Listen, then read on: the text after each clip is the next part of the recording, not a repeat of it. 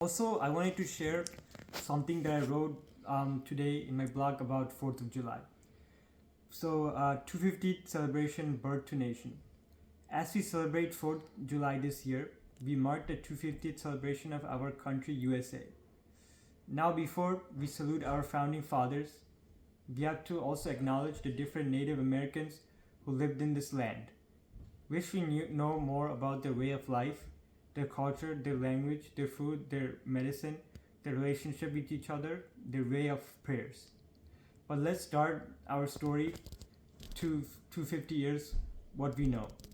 How our founding fathers fought for their freedom, their representation, their liberty, and decided on how to govern through civil debates.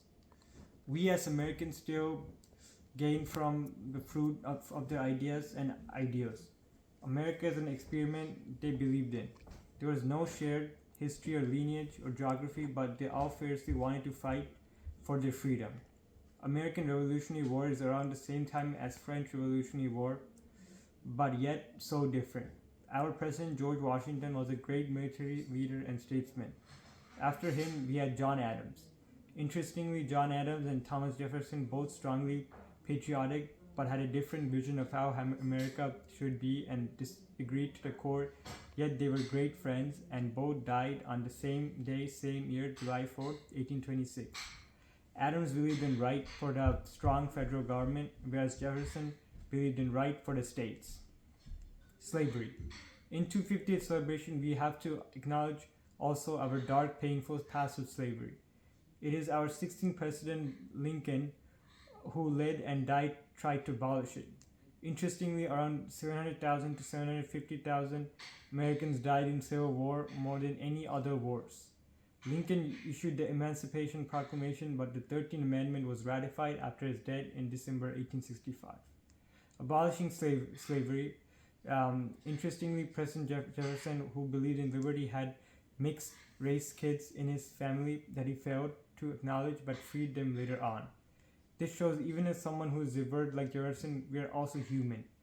We had a young reformer, President Theodore Roosevelt, who believed in conservation of nature and also government should regulate powerful corporations to prevent monopolies.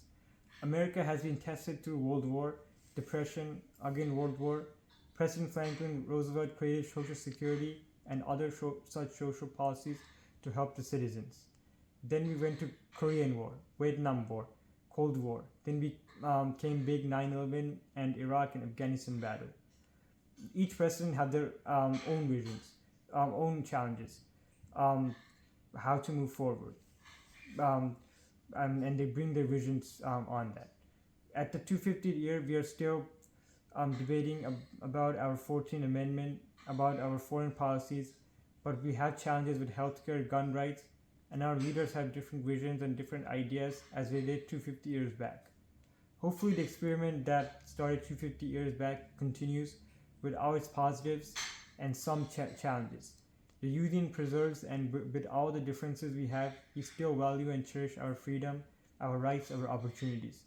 As someone like me who's stepping into adulthood, we face new challenges, come to new terms with everything that is good and parts that we need reconciliation, recognition, and representation and repair, and then we decide how to move forward, how to cherish what we have, and how to make it better.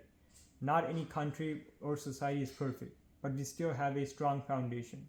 It's our responsibility to preserve what is good, what makes changes to improve what is not, and shape the next chapter of this 250-year experiment.